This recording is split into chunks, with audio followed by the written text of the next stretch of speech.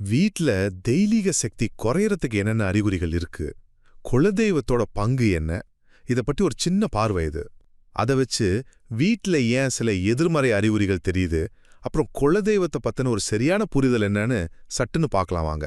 இத நம்ம வீட்டு சூழல புரிஞ்சுக்க கண்டிப்பா உதவும். முதலாவது, பூஜை அறை இருக்கிற இடமும் தலவாசலோட நிலையும். பாத்தீங்கன்னா வீட்ல தென்மேற்கு மூலையில பூஜை அறை வச்சா அது குடும்பத் தலைவரே வீட்டை விட்டு வெளியேற்றுற அளவுக்கு பாதிக்குமா?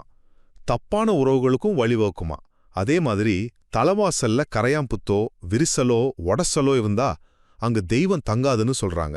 ரெண்டாவதா, சில அமானுஷ்ய அறிகுறிகள், அதாவது சாயங்கால நேரத்துல வௌவால், பூரான், தேல் மாதிரி விஷஜந்துக்கள் வீட்டுக்குள்ள வர்றது, நல்லா வளர்ந்த செடிங்க திடீர்னு வாடுறது, முக்கியமா கிழக்கு பக்க சுவத்துல ஈரம், பூஞ்சை, விரிசல், இதெல்லாம் வீட்ல தெய்வம் இல்லைங்கிறத காட்ட அறிகுறிகள்லாம்.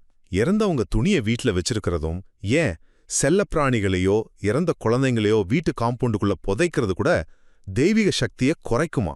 கடைசியா, குலதெய்வம் பத்தி ஒரு முக்கியமான விஷயம். குலதெய்வம்னா வீட்டு வாசல்ல நின்னு நம்மள காக்குற ஒரு காவல் தெய்வம் தானா. அதனால அத பூஜை அறைக்குள்ள வச்சு கும்பிடுறது சரியில்லையா. நம்ம முன்னோர்கள் கூட வாசல்ல இருக்கிற மாடத்துல விளக்கேத்தி தான் குலதெய்வத்தை வழிபட்டாங்களாம். அந்த குலதெய்வத்தோட அனுமதி கிடைச்சாதான் மத்த தெய்வங்கள் வீட்டுக்குள்ள வருமா. ஆக இந்த பிரச்சனைகள்லாம் சரி செஞ்சு குலதெய்வத்தை சரியா வாசல்ல வச்சு வழிபட்டாதான் வீட்ல தெய்வீக சக்தி நிலைச்சு நிக்கும், நல்லதும் நடக்கும்.